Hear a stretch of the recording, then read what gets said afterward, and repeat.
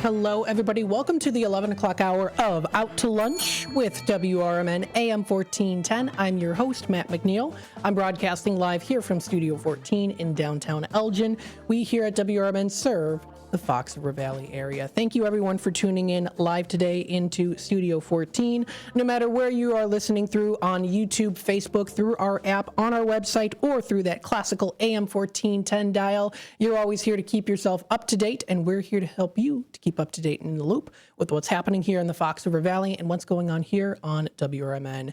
Don't forget to subscribe to our YouTube channel. That is youtube.com/WRMN Radio. Hit that subscribe button, click that notification bell. Always stay in tune with what's happening in the area when it comes to news, talk, of course, arts and entertainment, food and restaurants, political discussions, all things, all different categories. And we want to make sure that folks have a platform so that they can say their voice and they can say what's happening and let us know so that we can let you know here within the Fox River Valley area what is going on with different schools and organizations is also very important as well too, because there is a lot going on within the area in the Fox River Valley area that is of course including a lot of great schools. One of them is a K through 12 community school of choice that is Cambridge Lakes Charter School. Now recently what did happen here is, based off of a press release 13 that I did receive through email as well here too, is that there were, and this is in Pingree Grove, 13 8th grade students from Cambridge Lakes Charter School are advancing to the Illinois Junior Academy Science, that is the IJAS Region 5 Science Fair that is coming up in a couple days here. It is March 22nd at Northern University, that's Northern Illinois University, NIU in Rockford. After excelling in the CLCS Science Fair, these students demonstrated outstanding scientific research, experimentation, and analysis across various disciplines. And we're so happy to have here today one of the students with us, as well as the teachers as well too. We've got Rachel with us here, Rachel Kurtz, and also Grace with us as well. Thank you so much for joining us live here in studio to talk about this. How are you both doing today? Great. Thanks for having us. Absolutely. So just a little information. This is the Cambridge Lakes Charter School, and they're located in Pingree Grove. They're at 840 Campus Drive in Pingree Grove. They're within the Community Unit School District 300. They offer a lot of different programs for students out there too, and I think that this is a fantastic achievement that has happened here. So we're going to start off here with Rachel. Tell us a little bit about your career as a middle school science teacher, and why did you want to start teaching science to students? Well, I've been a middle school science teacher at Cambridge Lakes for many years. My journey into science has really been fueled by my love of the inquiry and kids being able to apply science to real life and how to find it applicable and relevant in their lives. I used to teach preschool, and I always loved that, that spark that they got in their eyes when they learned something new. And working with older people, preteens and teenagers now, they're looking at the rest of their lives and are able to really see how things work and what they can do for the world. Absolutely. Now, you've actually been recognized with the 2024 Middle School Educator Award for the Illinois Science Teaching Association. So tell us a little bit on what are some teaching strategies that you have found to be most effective in engaging middle school students in science. Again, really making it relevant to the real world by using inquiry-based learning. So project-based learning where they can ask questions, design experiments rather than just memorizing facts. We use phenomenon-based learning where the students really take a three-dimensional approach where they're looking at not only the content, but cross-cutting concepts, we call them, like scale, proportion, patterns, how systems of things work together, cause and effect, things like that. We try to get them to collaborate and work together. Use a lot of technology, online labs, and gamification, so that they can have it interesting to them, because not everything is exciting to everyone. But just one thing that's nice about the charter school is we really have the opportunity to differentiate how we teach, and we can change things daily based on what the students need. Well, science, there's a lot of different components to science, and sometimes it can be, at times challenging, which is a good thing. What it does is, of course, it allows for students to kind of think through things, and I think you as a teacher, I'm sure, also learn a lot from the students as well, too. Seeing those interactions is really great as well, too. So as we know, of course, technology is advancing so quickly. How have you integrated technology into your classroom to enhance students' understanding of scientific concepts? And have you seen a role of technology playing even greater now as it has advanced in preparing them for competitions? Absolutely. This year, especially for Science Fair, we used a lot of digital-based tools to analyze data. There's a lot more out there where they can build graphs and visualize the data that they're collecting. The presentation tools out there are really expanding, so that they're not just making slideshows, they're making videos and podcasts, and our new communication arts lab. They can access any scientific research article right online. Yeah. And I really try to teach them how to use artificial intelligence as a tool. It's not going anywhere, and it's one of those things that I think that people are very unsure about, and the ethics of it. But I really try to teach them that once you do the work and you've done the critical thinking on your own, it's just a way that you can bounce ideas off of it and see how you can expand what you've already done. Right, exactly.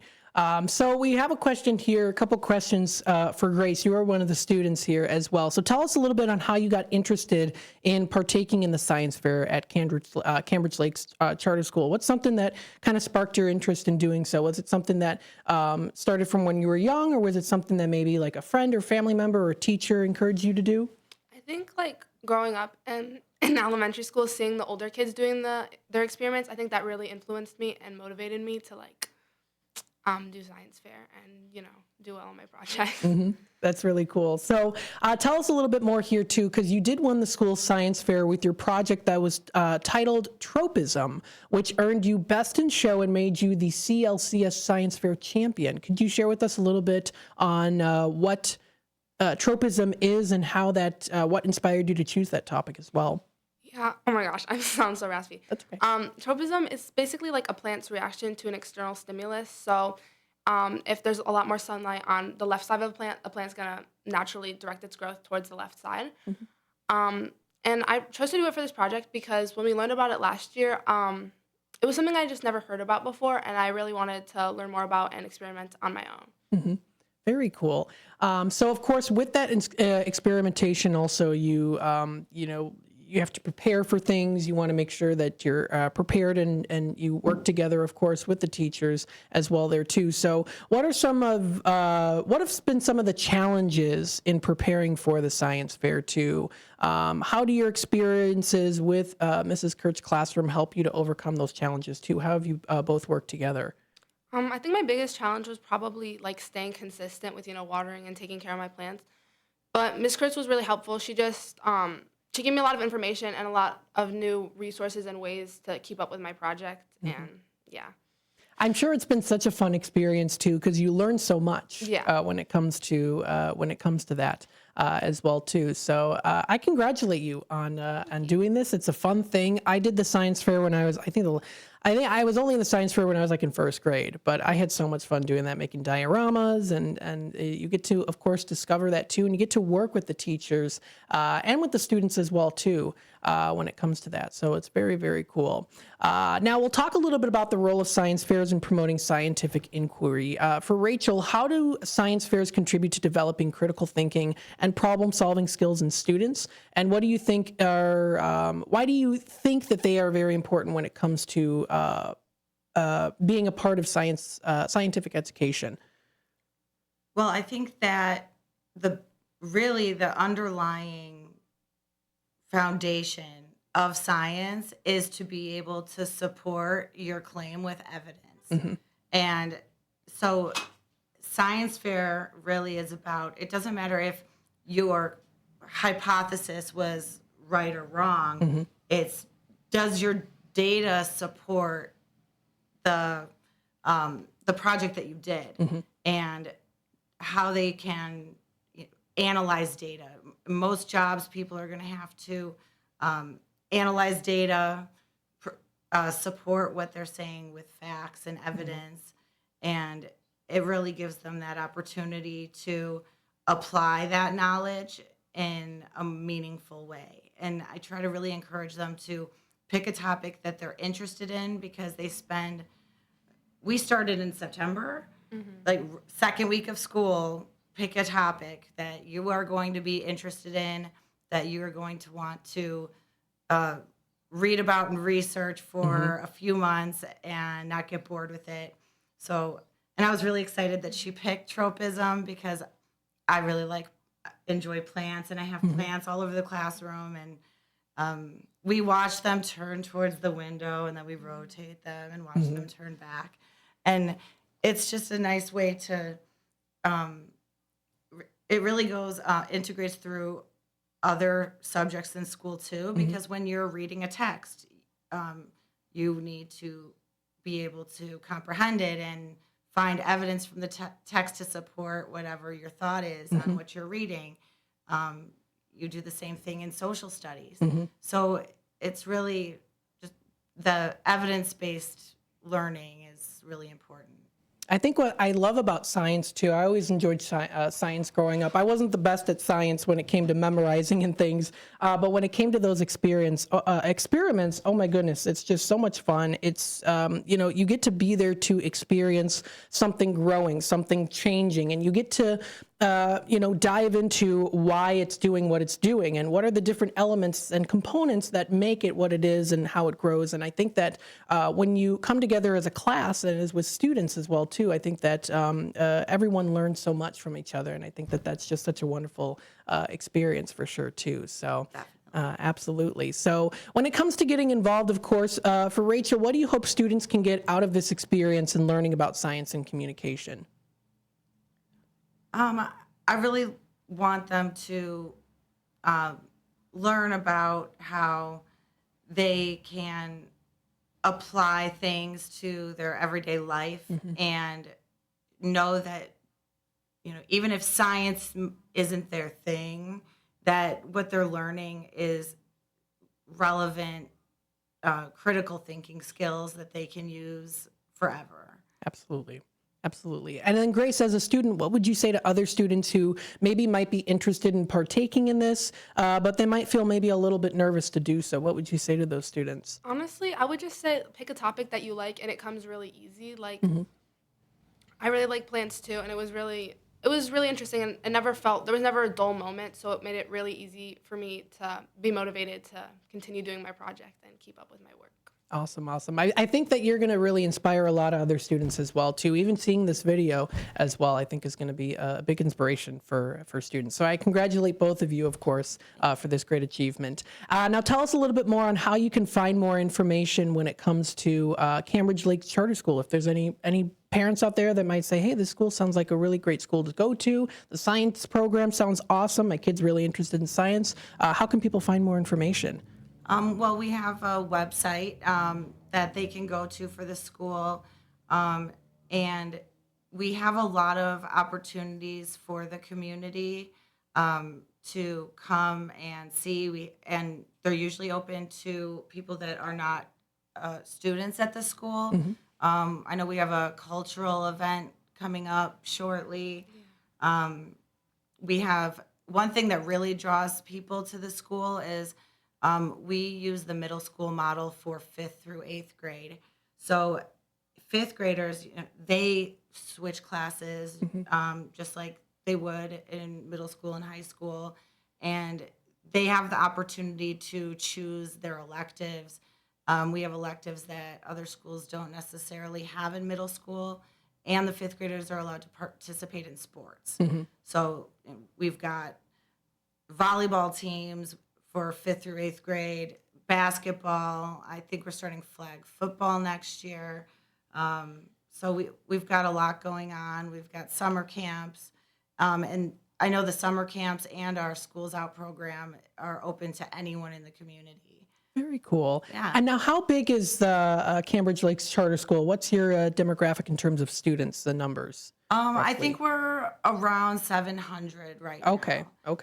We have high school students, and that program is growing rapidly. That is a hybrid program. So we've had a remote learning program. Like we don't call it that, but we were doing that for 10 years before COVID started. So we call it the Academy, and our Academy has students that they do online work at home, and then they come in and 2 or 3 days a week they work with their instructor, and they go to electives and PE.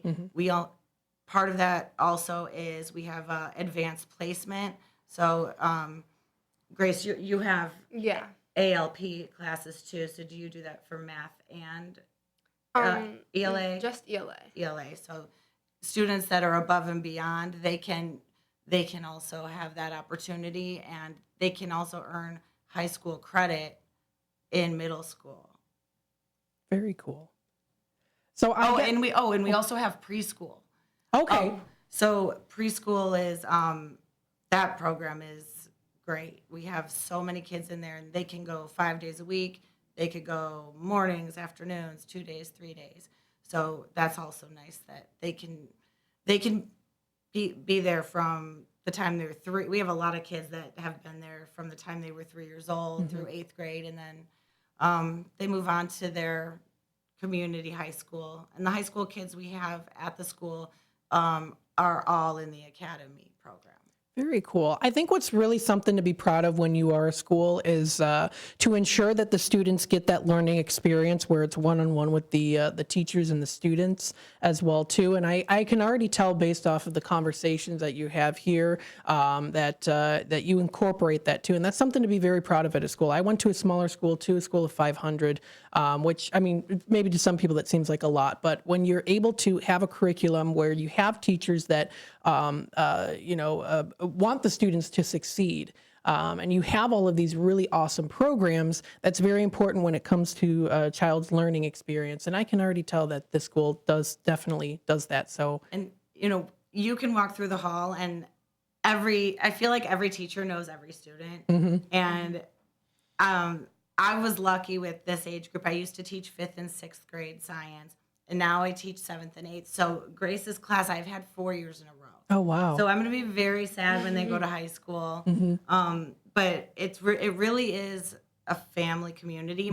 And I chose to have my own children go there. So I have a 5th grader and a 7th grader at Cambridge Lakes. And I chose that for them because I honestly believed it was the best place for my own kids to be. Absolutely. Yeah. And as someone speaking from who went to a smaller school, I know that experience, and it's such a wonderful experience to have that teacher and student relationship where you're able to work together even more tight-knitly as well too, which is important for the education. So I congratulate you on this. And folks, if you want to check out more information, please feel free to check out their website. That is CambridgeLakesCharterSchool.net. They offer information on registration, curriculum, athletics for students and parents, and more too. So thank you, Rachel and Grace, for both being on here with us today on WRMN. Thank you for having us. Absolutely. Folks, we're going to take a little time out here. We'll be back with more Out to Lunch with WRMN. Stay tuned. We'll be back. Thanks so much. A loved one owns a gun, and for a while now, you've been concerned about their behavior. They're just